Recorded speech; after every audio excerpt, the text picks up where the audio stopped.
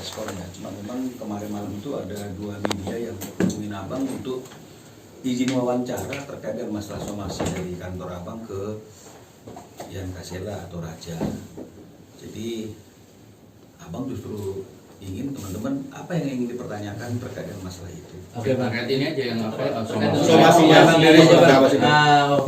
klien abang namanya siapa, terus ya, kronologis awal. Bang, seperti apa? Ya, jadi kantor ini lagi menangani komposer klien yang namanya itu Mas Ipai. Ya, Mas Ipai ini kalau tidak salah dulu adalah sampai hari ini vokalis dari grup band yang namanya Fresh. Ya, dari tahun 1996 lagu Cinderella ini sudah dinyanyikan dan dibawakan oleh Ipai dan grup bandnya. Jadi jauh sebelum lagu Cinderella itu dinyanyikan oleh Ian Kasela dengan grup bandnya Raja, ini lagu sudah sering dinyanyikan dan dibawakan oleh Ipai dengan grup bandnya. Jadi secara hukum Undang-Undang Hak Cipta berarti sudah dipublikasikan, ya sudah dipublikasikan. Nah, hanya saja pada waktu tahun berapa nih ya, saya lihat datanya dulu, tahun 2003 untuk pertama kali saat Raja 2004 ya, saat band Raja itu manggung di acara Pesta Indosiar, maka lagu Cinderella ini dinyanyikan oleh grup band Raja. Hanya saja di layarnya itu tertulis yang menciptakan lagunya itu adalah Ian Strip Ipai. Nah, dan akhirnya ini menjadi keterusan gitu ya. Kita berpikir wah itu mungkin salah tulis gitu ya. Karena kalau nggak salah di era itu juga Ipai masih juga kerja di TV ya. Grup di TV itu dia pikir wah mungkin salah tulis. Tapi akhirnya kemudian ini terus menerus ya, tertulis Ian dan Ipai. Bahkan di album kedua dan album ketiga Raja itu juga lagu Cinderella dibawakan tetap tertulis Ian dan Ipai. Nah, karena sesuatu dan lain hal, artinya itu baru hari ini Ipai berpikir ini bukanlah sesuatu hal yang benar, ya, karena kan karya cipta itu kan melekat dengan penciptanya. Dan karena Ipai merasa bahwa lagu ini adalah lagu karya yang dia ciptakan sendiri dan tidak ada ikut campur tangan orang lain, kenapa tertulis Ian dan Ipai, ya? Dan lebih jauh lagi, ketika lagu ini didaftarkan di lembaga manajemen kolektif untuk royaltinya juga sepanjang yang diketahui oleh Ipai juga itu tertulis penciptanya hanya Ian sendiri. Nah, jadi itulah yang menjadi asal muasal akhirnya kenapa Ipai datang ke kantor kami untuk mempertanyakan dan menegur Ian atas penulisan lagu Cinderella yang diciptakan oleh Ian dan Ipai yang seharusnya hanya Ipai saja. Nah, jadi durasi daripada somasi yang dibuat oleh kantor kami ini memang hanya 3 hari, ya. Dan saya sudah bisa pastikan Ian juga sudah terima somasi ini atau surat ini. Karena beberapa hari yang lalu setelah menerima surat ini, Ian juga sudah menghubungi kami, ya, menyatakan konfirmasi sudah terima surat ini dan ingin membahas, ya, bagaimana solusi yang terbaik untuk menyelesaikan masalah penggunaan lagu Cinderella atau penulisan lagu Cinderella yang tertulis atas nama Ian dan Ipai. Jadi mungkin minggu depan Ian akan bertemu dengan kami untuk membahas bagaimana solusi dari penyelesaian masalah ini. Karena memang kan surat teguran itu kan surat ini tujuannya adalah seperti itu, menegur dia dan kemudian bagaimana cara solusinya, ya, dan seperti apa yang mungkin diharapkan oleh Ipai, ya. Sementara ketika persoalan ini masih berjalan sampai ada solusinya, ya jangan dulu siapapun pihak-pihak manapun yang menggunakan lagu Cinderella itu, termasuk juga Ian dan Raja, karena itu kan berimbas juga kepada royalti atau hak ekonomi, ya, karena karya cipta itu kan ada hak ekonominya dan juga ada hak moralnya. Jadi inilah yang sekilas historis atau sejarah kenapa sampai akhirnya muncul surat somasi dari kantor kami kepada Ian Kasela. Bang, kalau boleh tahu tuntutannya dari IPAI sendiri atas somasinya ke Ian apa, Bang? Kalau tuntutannya sendiri atas ya IPAI atas penulisan ya nama Ian dan juga penggunaan tanpa izin atas lagu itu oleh Ian dan grup Raja, itu adalah tentu ada tuntutan yang berkaitan dengan masalah ganti rugi atas hak ekonominya ya sekian puluh tahun ya, dan juga mungkin bagaimana mengenai masalah hak moralnya, dan juga ada hal yang dilihat oleh si IPAI itu pendaftaran di LMK yang tidak menggunakan nama IPAI atau Ian IPAI tapi hanya Ian saja, dan ini bagaimana artinya itu menghitung kerugian-kerugian ini.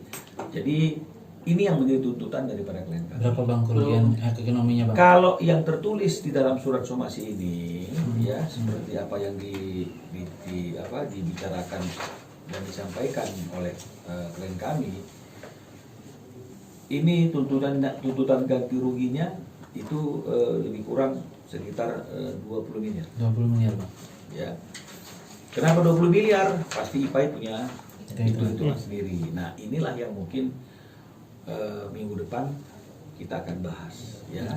Ya, kita berharap kalau misalnya masalah ini bisa selesai dengan cara kekeluargaan, karena semuanya adalah sama-sama komposer ya.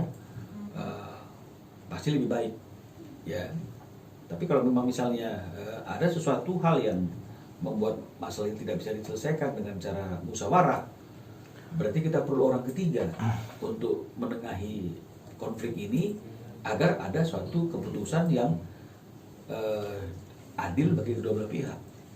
Ya, jadi berarti harus ada upaya hukum, gitu ya, harus melibatkan pihak-pihak instansi hukum sebagai orang ketiganya, karena ketika berbicara berdua kedua belah pihak ini dipertemukan mungkin tidak ada titik temu. Tapi yang kami harapkan dari pembicaraan kami dengan kantor kami dengan Ian, sepertinya Ian juga ingin masalah ini selesai dan nggak berlarut-larut.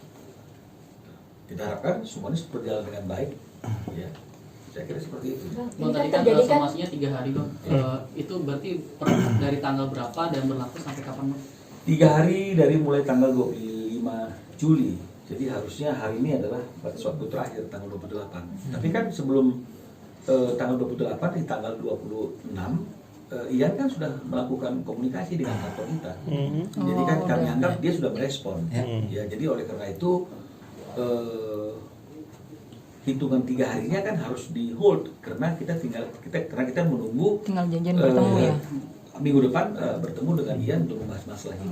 Bang, kan ini lagu dari 96, Bang. Ya. Terus IPAI-nya sendiri mulai melakukan somasi itu setelah melihat data dari LMKN gitu, Bang. Kalau boleh tahu, IPAI maksudnya mengetahui pendaftaran itu atas nama Ian aja itu sejak kapan, Bang? Dan akhirnya kenapa baru sekarang gitu untuk... Jadi gini, pertama, kenapa baru sekarang? Ini yang selalu dipertanyakan. Ya. Seolah-olah kalau misalnya kemudian ada pelanggaran, ya, seolah kalau misalnya ada pelanggaran yang dilakukan oleh seseorang, ya, patut juga kalau ada pelanggaran yang dilakukan oleh seseorang dan kemudian orang yang merasa dirugikan atas pelanggaran tersebut menunggu etikat baik dari seseorang tersebut untuk mengklarifikasi, menunggu untuk mengkonfirmasi, dan ketika itu tidak berjalan, ya, dalam waktu yang panjang, baru kemudian orang yang merasa dirugikan melakukan satu bentuk upaya. Kenapa selalu dianggap aneh gitu? Padahal menurut saya sih biasa-biasa saja. Itu hak bebas dari orang lain kapan dia mau mempersoalkan kerugian yang dialami atas suatu pelanggaran. Ya, itu yang pertama. Nah, yang kedua, sejak kapan IPAI tahu? Ya, tadi kan sudah dikatakan sejak tahun 2004, bahkan album kedua dan album ketiga. Tapi kan mungkin karena sesama teman nggak enak, misalnya seperti itu, dia menunggu aja etikat baik. Nah, tapi ketika kemudian atas penggunaan lagu itu royaltinya mungkin tidak masuk, karena kalau berdua kan paling tidak royaltinya kan harusnya masuk ke dua belah pihak. Nah, barulah mulai ada suatu pemikiran kok seperti itu kan begitu ya. Ini mungkin nanti bisa ngomong klarifikasi masih baik langsung ya. Nah, dan punya usut mungkin ditemukan data bahwa ternyata kenapa dia tidak mendapatkan royalti, kalaupun even 2 pencipta kan harusnya dia dapat, kenapa dia tidak dapat royalti sama sekali. Ada indikasi patut diduga lagu itu didaftarkan hanya atas nama satu orang saja, kan begitu. Nah, kalau udah seperti itu kan ini masalahnya kan lain, karena kan karya cipta ini kan suatu bentuk kekayaan intelektualitas yang dilindungi dan sebenarnya itu juga bisa diwariskan kepada ahli waris si pencipta kan begitu. Jadi ya ini harus dilindungi gitu. Jadi sudah mulai ada keinginan untuk mau bicara bagaimana nih ke depannya atas penggunaan lagu Cinderella. Jadi saya kira sih itu tidak usah dipersoalkan kan, kadang-kadang kita menjadi seperti itu. Atau argumentasi dari pihak lain gitu misalnya, kenapa harus sekarang? Udah tahu dari dulu kok baru sekarang? Pertanyaan saya, mana yang salah? Orang baru menggugat setelah beberapa lama, atau orang yang menggunakan beberapa lama dengan cara melawan hukum? Mana yang lebih nggak benar? Kalau menurut saya yang lebih nggak benar itu adalah orang yang menggunakan dengan cara yang nggak benar sekian lama, bukan orang yang kemudian baru sekarang ingin memperjuangkan haknya. Jadi kan kalau kita kan kadang-kadang suka terbalik nih, ya penonton juga kadang-kadang atau masyarakat juga kadang terbalik, bahkan langsung bilang wah nggak benar dia tuh, udah tahu lama kok baru sekarang. Loh, di mana nggak benernya? Suka-suka hati dia saja, gitu ya. Suka-suka hati dia saja. Jadi sama seperti misalnya orang yang masuk ke rumah kita ketika kita pergi liburan, ada orang masuk ke rumah kita, gitu misalnya. Kita tahu, tapi karena kita masih belum ngurusin, mudah-mudahan dia keluar. Nggak keluar. Baru kita urusin, orang bilang, kok baru sekarang usirnya? Ini yang perlu kita dudukkan pola pikir kita ketika melihat suatu perkara. Berarti ini sekalian untuk melindungi hak ciptanya dari IPAI sendiri, Bang? Pasti. Bang, penegasan lagi, Bang. Ini kan tadi kan Abang bilang tidak enak untuk menegur Ian Kasele selama berpuluh tahun. Artinya memang sebelum somasi ini dilayangkan memang berarti tidak ada belum komunikasi. ada omongan ya, Bang? Ada komunikasi, ya. Jadi artinya ada komunikasi antara Ian dengan IPAI. Artinya mungkin dalam bentuk izin untuk label dan segala sesuatunya. Menurut cerita klien kami, inilah yang nanti akan kita klarifikasi semua. IPAI ngomong kepada Ian, lu gua mau kasih izin, gua mau tanda tangan kontrak untuk penggunaan lagu tersebut, tapi maunya gua baca dulu kontraknya yang dari label, gitu loh. Artinya ada komunikasi nih, tapi menurut pengakuan daripada IPAI kan ini nggak pernah muncul kontrak ini.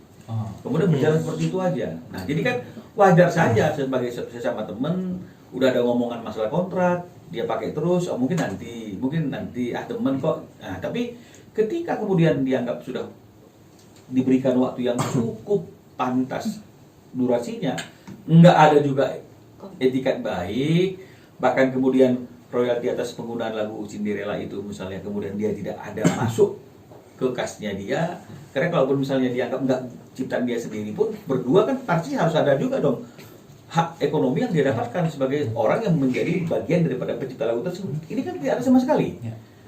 Nah, jadi artinya mulailah ada pertanyaan-pertanyaan ini kok seperti ini.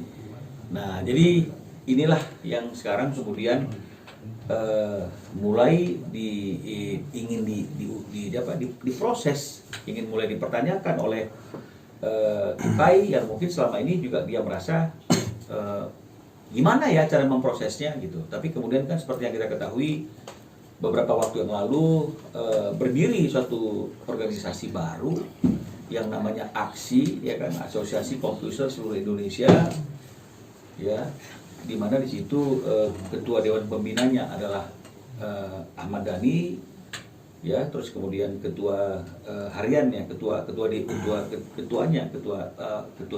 pelaksananya itu adalah Piu, ya, sekjennya adalah Badai.